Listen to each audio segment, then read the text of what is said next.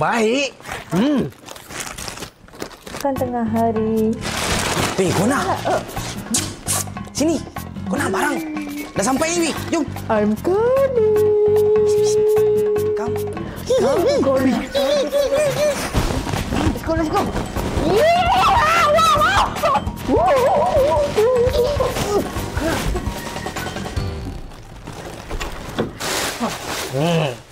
No. Hitam hijau pula. Dalam kuning. Kau ada apa ni? Aku, Ya.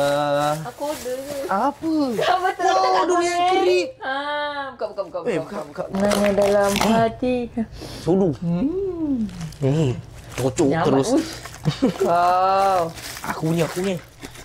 Kau buat. Ni awak satu. Lah. Aku dengan kau ni kau seorang. Kenapa? Nak sikit. Kena tu. Kena suruh. Sekejap lagi nak kena bentang dengan Kak Bos ni. Aduh, aku tak tahu. Aku pelik lah macam mana ni. Kau bau tak? Aku bau benda yang aku tak suka. Aku benci gila bau ni.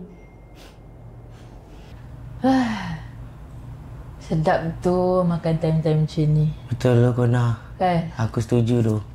Ada lagi ni. Nak? Ada lagi. Ya Allah. Tapi benda ni aku suka. Aku tak suka. Kubat weh bau ni. Sedapnya. Macam dah nak jumpa je ni.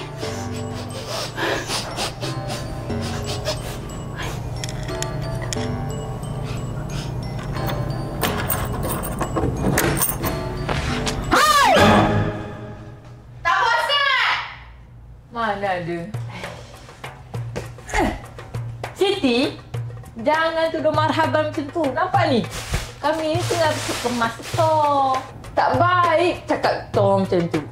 Saya ni, sini awak. Siti. Awak pun kata Siti. Siti juga. Apa saya tak menuduh sebarangan tau. Ni betul ni. Kau memang tak puasa kan? Ni apa ni? Apa? Berkemas siap ada berpeluh colour kuning ke? Ini moisturizer aku baru pakai tadi. Berkilat-kilat. Berapa ada moisturizer? Kau nak beli?